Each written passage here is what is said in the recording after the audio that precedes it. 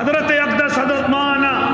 غلام رسول رحمۃ اللہ علیہ جو نحو کے امام کہلائے ہیں، اور شرمت عامل ان کی ایک بڑی مقبول کتاب ہے جو آج بھی درس نظامی کے اندر پڑھائی جاتی ہے، لہذا ان کو شمس النحات بھی کہا گیا، اور کہنے والے حضرت مولانا خیر محمد رحمۃ اللہ علیہ تھے جو ان کو شمس النحات کہہ کر کے پکار رہے تھے کہ یہ نحو کا چمکتا ہوا سورج ہے، یہ نحو کا امام ہے۔ لہذا طلبہ اکٹھے ہو گئے اور معلوم کیا حضرت غلام رسول صاحب ذرا ہمیں یہ بتلا دیجئے کہ اللہ نے آپ کو اتنا بڑا امام کیسے بنا دیا، آپ کو اللہ نے اتنی ترقی کیسے عطا کر دی کہ لوگ آپ کو نحو کا امام کہتے ہیں، آپ کو شمس النحات بھی کہا جاتا ہے، آپ کو اللہ نے اتنی ترقی عطا فرمائی ہے، اتنی عزت اور بلندی عطا فرمائی ہے کہ آپ کی کتاب تمام مدارس کے اندر مقبولیت کے ساتھ نوازی جا رہی ہے، آپ کو اللہ نے اتنی ترقی کیسے عطا فرمائی؟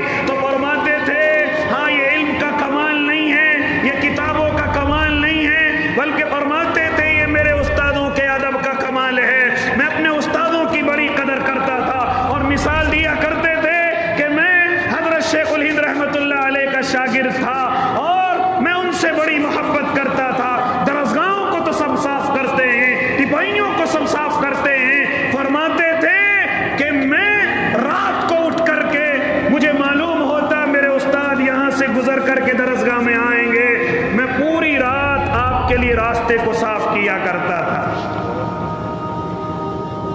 آج کل تو سڑکیں اینٹیں بچ جاتی ہیں، پہلے تو مٹی گارے اس طرح کی چیزیں ہوا کرتی تھی، کچی زمین زیادہ نظر آتی تھی۔ فرماتے تھے جب مجھے معلوم ہوتا میرے استاد صبح کو سبق پڑھانے کے لیے اس راستے سے گزر کر کے جائیں گے تو میں رات کے اندھیرے میں اٹھتا اور اٹھ کر کے اس کی صفائی کیا کرتا، کسی کو معلوم نہیں، نہ استاد کو معلوم ہے نہ میرے ساتھیوں کو معلوم ہے، میں رات کو اٹھ کر کے کہاں جاتا ہوں، میں پورے راستے کو صاف کیا کرتا تھا۔ اور فرماتے تھے ایک دن تو رات کے اندھیرے میں جو میں نے جھاڑو رکھی ہوئی تھی وہ نہ جانے کون لے گیا، وہاں پر مجھے نہ ملی، میں بڑا پریشان ہوا کہ آج راستہ صاف کرنے کے لیے مجھے جھاڑو نہیں مل رہی ہے، لہذا